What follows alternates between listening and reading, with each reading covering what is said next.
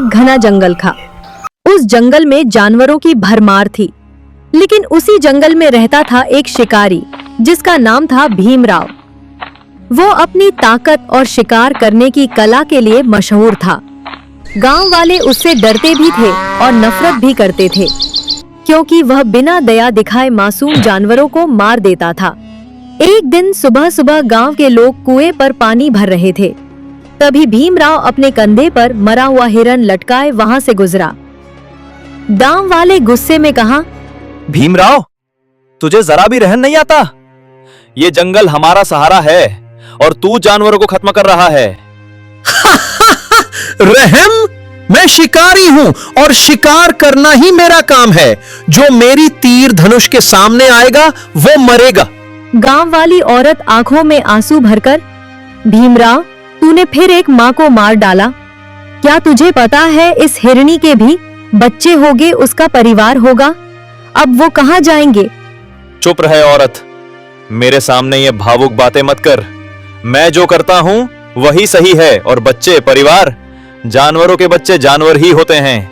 जिए या मरें, मुझे क्या फर्क पड़ता है। मेरा काम है शिकार करना, और ये शिकार देखो, जंगल का सबसे तेज हिरण, लेकिन मेरे तीर से बच नहीं पाया। यही मेरा हुनर है। लेकिन ये जंगल सिर्फ तेरा नहीं है, यहाँ सबकी सांसें बसी हैं। जानवरों की वजह से ही ये जंगल जीवित है और तू उन्हें खत्म कर रहा है। भीमराव अहंकार से सिर उठाकर, जंगल? जंगल मेरा है। मेरी ताकत से कोई नहीं टकरा सकता। ये जानवर मेरे लिए बने हैं और जब तक मेरे हाथों में धनुष है, कोई मुझसे इन्हें बचा नहीं सकता। तू खुद को भगवान समझता है भीमराव? याद रख, ऊपर वाला सब देख रहा है। मासूमों का खून कभी बेकार नहीं जाता। भीमराव कड़क आवाज में, भगवान? भगवान भी मेरे सामने बेबस हैं। मेरे तीर की धार के आगे कोई नहीं टिक सकता। भीमराव के अहंकारी शब्द सुनकर गांव वाले हिल गए। यह अहंकार, यह निर्दयता, इसका अंजाम बहुत भयानक होगा। वक्त आने पर इसे अपने पापों की सजा जरूर मिलेगी। भीमराव पर किसी बात का असर नहीं हुआ। गांव के लोग पीछे खड़े रह गए। उनकी आंखों में गुस्सा और दिल में एक ही सवाल गूंज रहा था, क्या कभी इस निर्दयी शिकारी को उसके पापों का फल मिलेगा?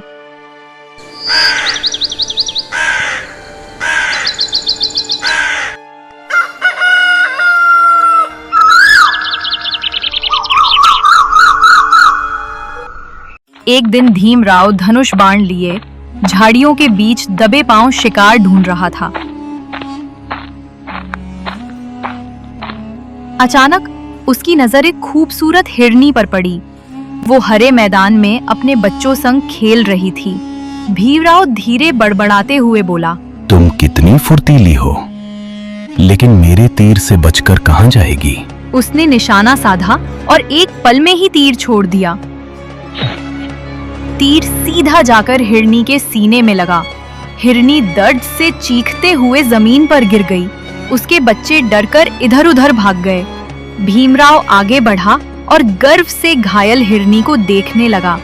भीमराव हंसते हुए बोला, हा, एक और शिकार मेरे नाम। अब देखता हूं कौन है जो मुझे रोक सके। लेकिन तभी अचानक जंगल में हवाएं तेज चलने लगीं। पेड़ कांपने लगे, पत्तियां सरसराने लगीं। भीमराव चौंका।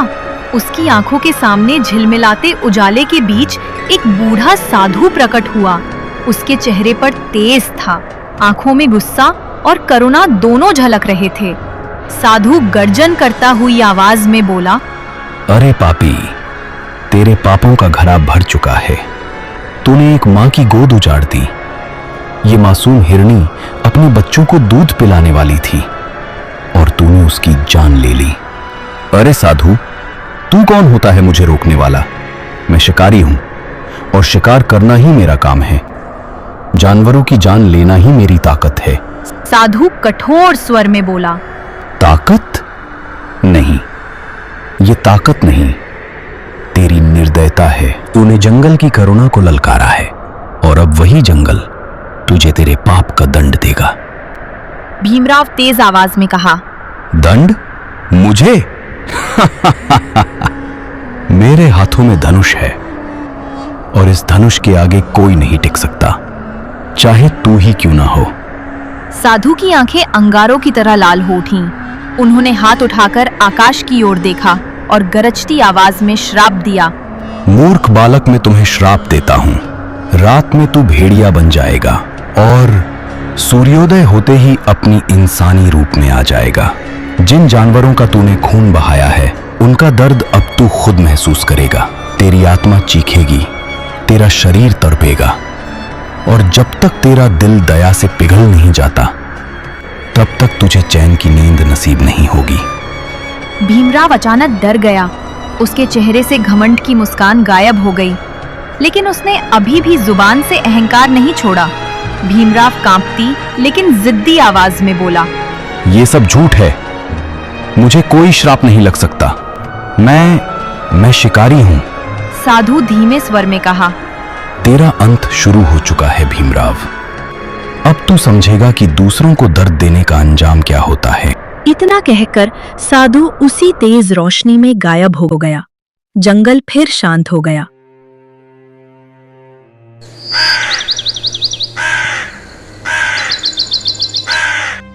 रात का समय था। गांव के आसमान में काली घटाएं छाई थीं। चांद बादलों में छुप छुप कर झांक रहा था। गांव वाले अपनी अपनी झोपड़ियों में सोने की तैयारी कर रहे थे, लेकिन भीमराव की झोपड़ी से अजीब अजीब सी आवाजें आने लगीं। पहले तो धीमी कराहें, फिर दर्द भरी चीखें। गांव वाले घबराकर दरवाजे खोलकर बाहर निकले तो भीमराव झोपड़ी के अंदर से चीख रहा था। ये क्या हो रहा है मेरे शरीर को?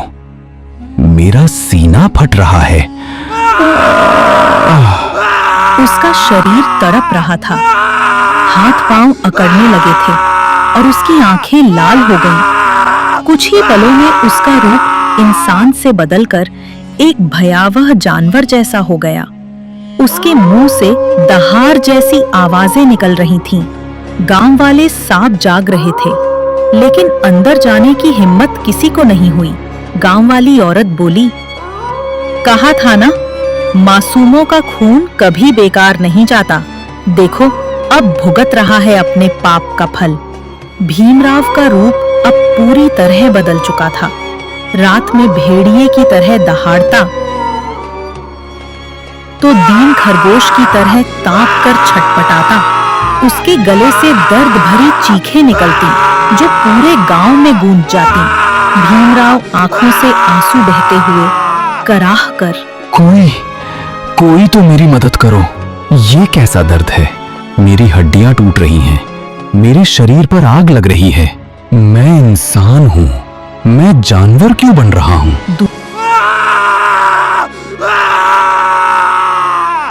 दूसरा गांव वाला धीरे से दुख भरी आवाज में बोला, ये वही दर्द है जो तूने उन मासूम जानवरों को दिया था भीमराव। अब तू खुद भुगत। गांव के बुजुर्ग गंभीर स्वर में कहा, ये श्राप है बेटे, श्राप। जब तक तेरे दिल में दया का भाव नहीं जागता, ये दर्द तुझे हर रात सताता रहेगा। भीमराव तड़प तड़प कर जमीन पर गिर पड़ा। उसका शरीर रात होते ही जानवर का रूप लेता और सुबह फिर इंसान का। गांव के चारों ओर उसकी चीखें गूंज रही थीं। रात का सन्नाटा और भी भयानक हो गया। भीमराव चीखते चीखते रोते हुए कहा, नहीं, मुझे माफ कर दो। मैं अब और नहीं सह सकता। कोई तो मुझे बचा लो। लेकिन उसकी चीखें आसमान और पेड़ों से टकराकर लौट आईं। गांव वालों के कानों तक पहुंची, लेकिन कोई उसकी मदद को आगे ना बढ़ा। सबने देखा कैसे एक निर्दयी शिकारी अब अपने ही कर्मों की आग में जल रहा था। दिन बीतते गए। हर रात भीमराव श्राप से तड़पता, जानवर का रूप धारण करता और दर्द में चीखता। गांव वाले उसकी चीखें सुनते, लेकिन अब किसी को उस पर तरस नहीं आता। धीरे धीरे उसका घमंड टूटने लगा। वह अकेला जंगल में भटकने लगा, क्योंकि गांव वाले उससे नफरत करने लगे थे। एक दिन वह उसी जगह पहुंचा जहां उसने उस हिरनी को मारा था। जंगल की घास अब सूख चुकी थी, लेकिन वहां एक छोटा सा मासूम हिरण का बच्चा डगमगाते कदमों से खड़ा था। उसकी आंखें सूनी थीं, मानो वह अपनी मां को खोज रहा हो। भीमराव ठिठक गया। उसका दिल जोर जोर से धड़कने लगा। ये तो वही हिरनी का बच्चा है जिसके सामने मैंने उसकी मां की जान ली थी। हिरण का बच्चा उसे देखकर डर गया और झाड़ियों के पीछे छिप गया, लेकिन उसकी कांपती नन्ही आंखें अब भी भीमराव को देख रही थीं। भीमराव घुटनों पर बैठकर रोते हुए कहा, नहीं, मुझसे ना डरो। मैंने ही तेरी मां को मारा था। अगर मैंने उस दिन अपना तीर न चलाया होता तो आज तू अपनी मां की गोद में होता। मुझे माफ कर दो, मैं तुम्हारा गुनहगार हूं। भीमराव की आंखों से आंसू बह निकले। उसके हाथ कांप रहे थे। उसने आगे बढ़कर उस बच्चे को छूना चाहा, लेकिन बच्चा पीछे हट गया। भीमराव सिसकते हुए कहा, हां, डरना तो बनता है। मैं तेरी मां का कातिल हूं। हे भगवान, मैं कितना अंधा हो गया था। ताकत के नशे में मैंने मासूमों की जिंदगी छीन ली। मैंने सोचा ही नहीं कि जानवरों की भी भावनाएं होती हैं, उनका भी परिवार होता है। भीमराव वहीं जमीन पर गिर पड़ा और फूट फूट कर रोने लगा। उसकी चीख अब दर्द की नहीं, पछतावे की थी। पेड़ों की पत्तियां हवा में सरसराईं, मानो पूरा जंगल उसकी इस पीड़ा को सुन रहा हो। भीमराव आकाश की ओर देखते हुए कहा, हे साधु महाराज, अगर कहीं सुन रहे हो तो मुझे माफ कर दो। मैं बदल गया हूं। अब मैं और किसी की जान नहीं लूंगा। अगर मुझे जीवन मिला तो मैं इन जानवरों की रक्षा करूंगा। हिरण का बच्चा धीरे धीरे झाड़ियों से बाहर आया। उसने डरते डरते भीमराव की ओर देखा और पहली बार वह पास आकर उसके आंसू भरे हाथों को सूंघने लगा। भीमराव ने कांपते हाथों से उस मासूम को सहलाया। उस पल उसके दिल की कठोरता पूरी तरह टूट गई। भीमराव ने समझ लिया था, दूसरों को दर्द देने वाला इंसान कभी सुखी नहीं रह सकता और करुणा ही इंसान की असली ताकत है।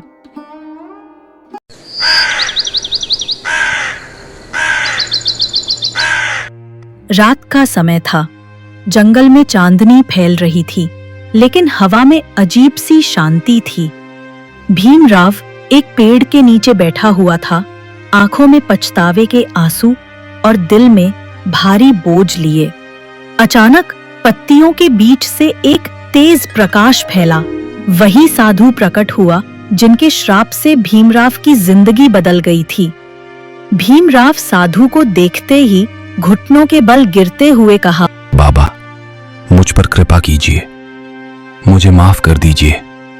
मैंने बहुत पाप किए, बहुत निर्दोषों का खून बहाया, लेकिन अब मैं सच में बदल गया हूं। साधु गंभीर लेकिन कोमल स्वर में कहा, भीमराव, तेरी आंखों के आंसू बता रहे हैं कि तेरे हृदय में सच में दया जाग चुकी है। तूने पहली बार दूसरों के दर्द को महसूस किया है। यही वो परिवर्तन है जिसकी मुझे प्रतीक्षा थी।